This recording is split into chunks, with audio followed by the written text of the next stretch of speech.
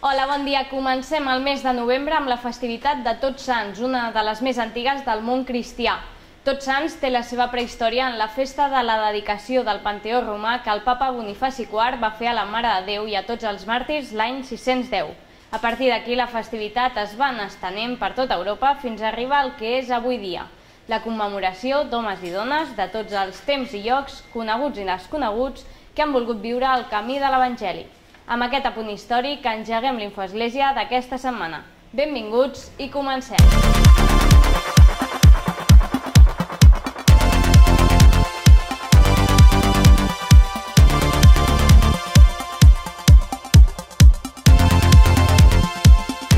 Discret inaugura un nou curs al Seminari Conciliar sota el títol La dignitat humana, fonament d'un ordenament jurídic just, alliberador i solidari. Eugeni Gai, vicepresident del Tribunal Constitucional, va pronunciar la lliçó inaugural. També iniciarà a finals de novembre la tercera edició de l'Escola Diocesana d'Evangelització.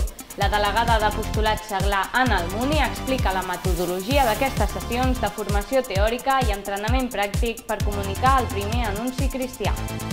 Comença el curs La religiositat a la Barcelona de 1714.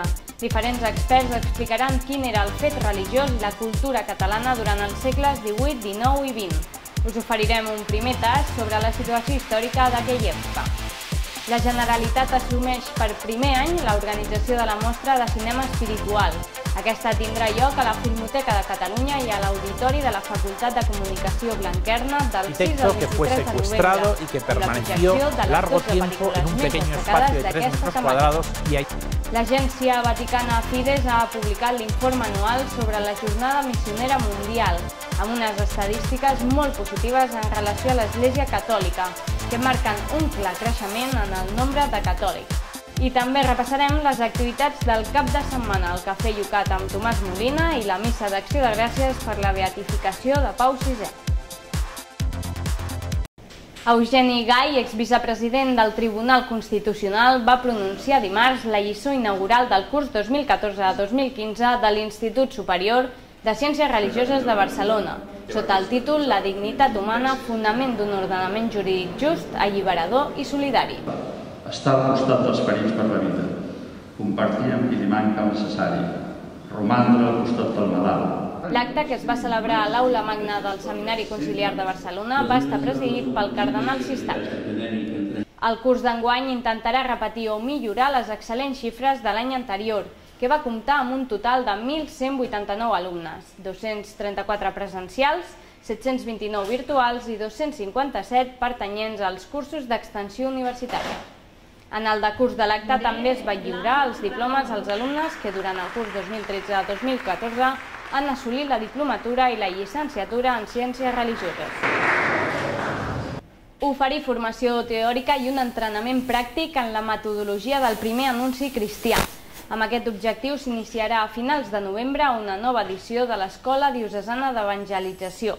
Aquestes sessions, que es realitzaran al Seminari Conciliar, aniran a càrrec de professors com Xavier Morlans, Tomàs Padrós o la delegada d'Apostolat Seglar, Anna Almuni.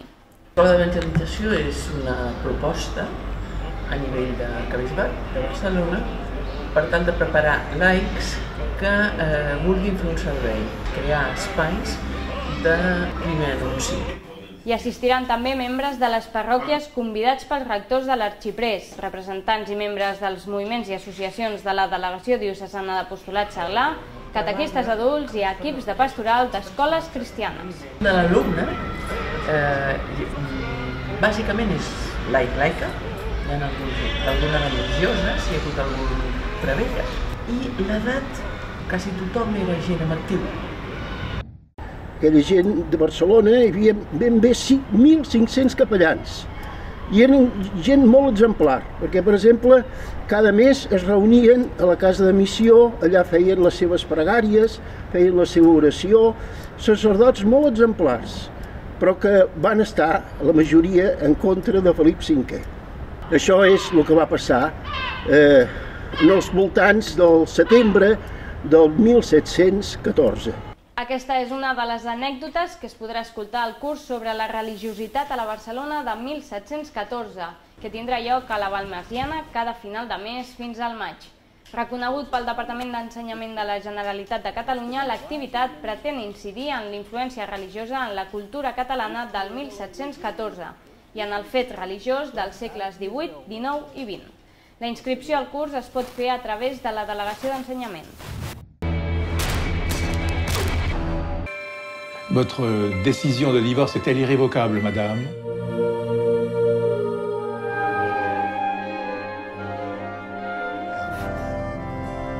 Són algunes de les 12 pel·lícules que s'emetran per la 11a edició de la Mostra de Cinema Espiritual.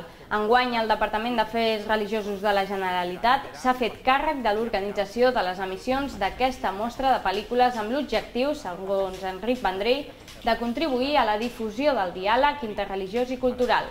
La Filmoteca de Catalunya i l'Auditori de la Facultat de Comunicació Blanquerna seran els dos escenaris principals on tindran lloc les emissions.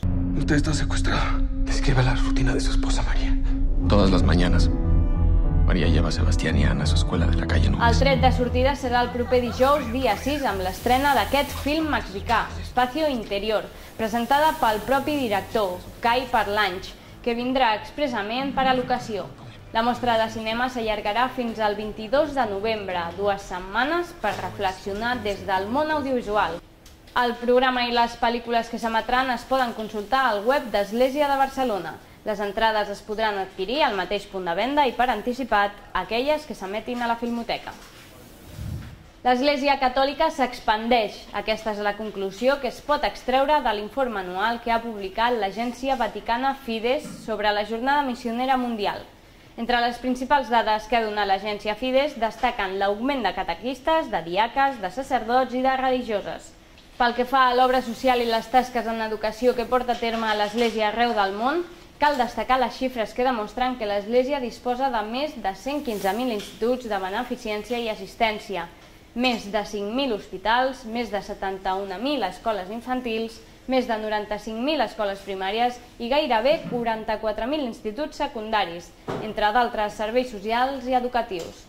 Aquestes accions humanitàries tan imprescindibles li permeten expandir el cristianisme i expliquen, en gran part, aquesta extensió del catolicisme per tot el món. Amb un protagonista de luxe, el Cafè Yucat va engegar la nova temporada.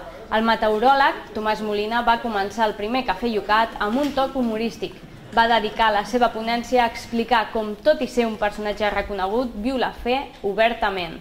Aquest és el primer Cafè Yucat d'un total de 8 sessions que tenen com a objectiu compartir i reflexionar molts interrogants que planteja la vida cristiana. Les pròximes edicions del Yucat el que es pot esperar sobretot és cafè i bones preguntes, bons temes. Jo crec que aquest any, com els anys anteriors, hem escollit uns temes punyents que la gent s'està preguntant. Parlarem d'homosexualitat, parlarem de mort, parlarem del Vaticà, parlarem amb una monja de clausura. Són temes realment profunds, realment interessants, que tots ens plantegem i que crec que a tots ens ajudaran a tirar endavant.